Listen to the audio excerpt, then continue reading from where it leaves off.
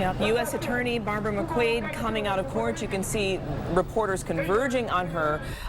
Even our own Simon Shayket, Anu Prakash, and photographer Marlon Falconer, they are getting set to ask her questions. So we're trying to get our signal intact. Here she is. To the people of Detroit, that this kind of betrayal of the public trust will not be tolerated. 28 years, a very, very powerful sentence, equal to the highest sentence ever handed out in a public corruption case, but appropriate for the kind of staggering corruption that we saw in this case. And you know, this case is not so much about punishing people for the past, but about shaping our future. In the future, with a message like this, it is very clear that public officials will be held accountable in the city of Detroit, and we hope that it will deter people from abusing their public office and encourage good and honest people to seek public office. As the judge said, when you have public corruption, it erodes the trust in government, and it has that corrosive effect of breeding cynicism and apathy. And we're hopeful that this powerful message will say the people of Detroit will not tolerate stealing from our citizens. We demand more from our public. What did you think of Kwame's statement? Well, I heard him apologize to the citizens of Detroit, but I also heard him deny stealing from the people of Detroit and deny shaking down the citizens of Detroit, which is in direct contradiction to what the jury found in this case. Why haven't Kwame been indicted yet? No comment on that. Any thoughts looking forward to tomorrow with Mr. Ferguson facing sentencing? No comment on Mr. Ferguson. He has another pending case, so we won't comment on that. Mr. Kilpatrick did, though, apologize at some point. Do you believe that he's remorseful for what has happened here? I do believe he is sorry for letting down so many people who depended on him. You know, more than 30 people in his administration and business associates were convicted of crimes. I'm sure he feels sorry for that. But I also heard him deny stealing from the people and shaking down contractors, which is directly contradicted by the verdict of the jury. This is a culmination of 10 years of investigating and prosecuting. What does it mean to the prosecutors and to the FBI agents who worked this case?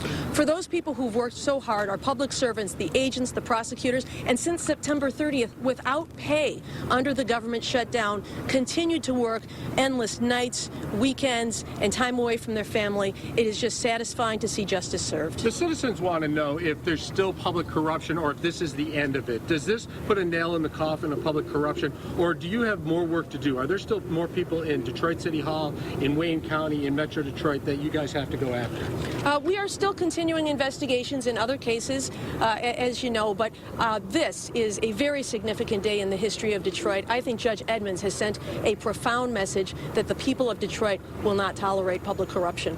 So when y'all going after Kwame? No comment on that. Ms. McQuade, there was a lot of debate about the media's role in this. Were they part of a witch hunt, or were they the ones who got the ball rolling on this? What assurances can you give the public that law enforcement is going to be more vigorous in seeking out public corruption? Well, we have created our own standalone public corruption unit, populated by these fine folks here and headed by Mark Chutko. They work very aggressively and diligent to root out public corruption. But I will compliment the media. I think the media plays an important role as a watchdog in our society, and certainly disclosing the text messages was an important part of this investigation. The judge also took a moment to talk to the people of Detroit. Do you have a message to Detroiters about all of this? The message to Detroiters is that the people of Detroit demand accountability, transparency, and responsibility from their officials. And this sentence sends a message that we won't tolerate anything less. Do you think this marks the time where we can turn the page and move on finally from this? I do. I think this is a historic day in the city of Detroit, and that we can move forward. I want to compliment Mayor Bing for restoring honor and integrity to the mayor's office. And I hope that he has provided that kind of transition so that going forward we will get the kind of honest government that the people of Detroit deserve. People talk about the cost, 10 years of investigating. How do you feel about the cost of this, and today with this long sentence and this message, does it make it worth it? Money well spent. Ms. McQuade, we've seen the trial of the system in Detroit. Basically, Detroit's been put on trial.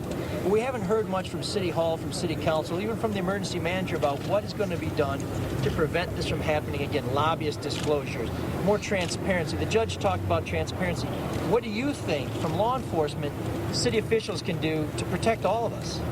Well, I think demanding transparency in government is very important. We're putting together a public forum on leadership in Detroit, talking about those important issues of accountability and transparency. And we hope that the city will continue its efforts. It has already taken steps in that regard.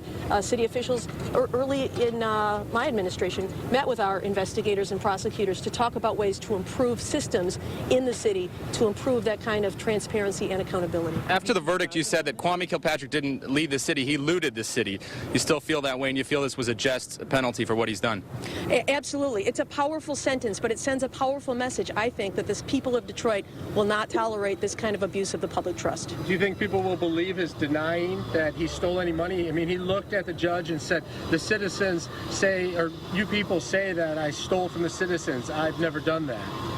Well, the facts of the case are what the jury found. The jury found that by steering contracts away from the lowest bidder and to his associates cost the taxpayers. The jury found that he took $500,000 from his civic fund intended to benefit youth and neighborhoods and spent it on things like yoga lessons and resort vacations and spa treatments. So if he doesn't believe that's stealing from the government, I sure do. Were you surprised to see any humility out of Kilpatrick today?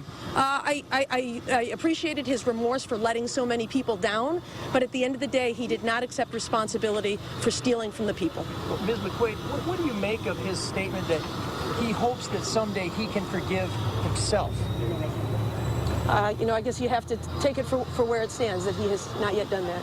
Doesn't that suggest that he's the only person he thinks he's let down? I don't know. Thank you. Thank you for your time. Thank you.